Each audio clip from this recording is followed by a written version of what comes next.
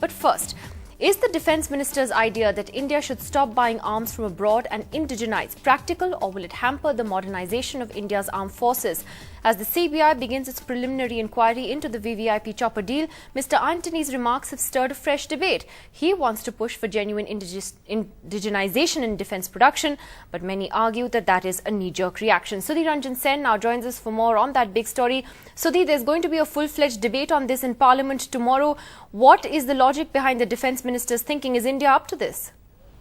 Well, Nidhi, tomorrow's debate, what we understand, will be on the chopper scam. But behind the chopper scam, there we understand, and we have been told by very senior sources, that there is a complete overhaul of the defence production policy that is being thought about.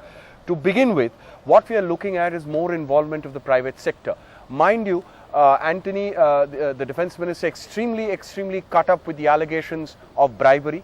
And one of the things that is being talked about is more foreign vendors you have, the more interaction that you have with them, the more dependence that you have with them, these are likely to happen. So why not bring in the Indian private sector who are based in India and give them a level playing field? So what are the policy changes that are likely being considered?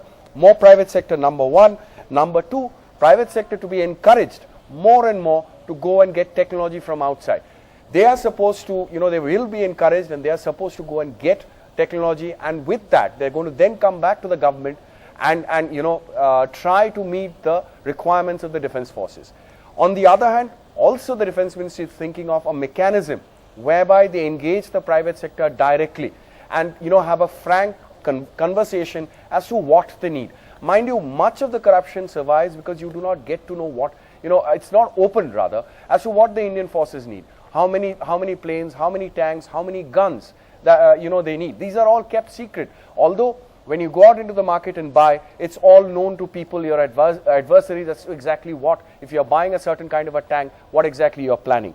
So that they're looking at opening up that particular area. The other big thing that the ministry is thinking of is giving the private sector, which brings in the technology, which does the JV and has the capability, or brings up the capability to produce an assurance of an order. Because all defense equipments are very costly.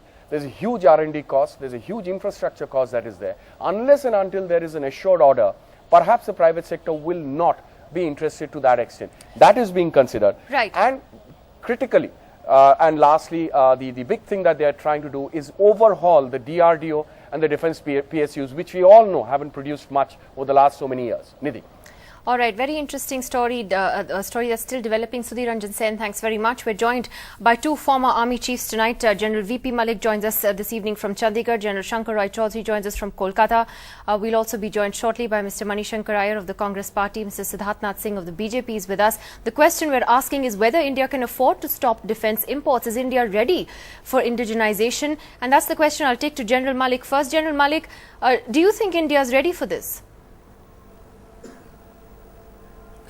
Nidhi, the Raksha Mantri's statement on following indigenization is fundamentally right.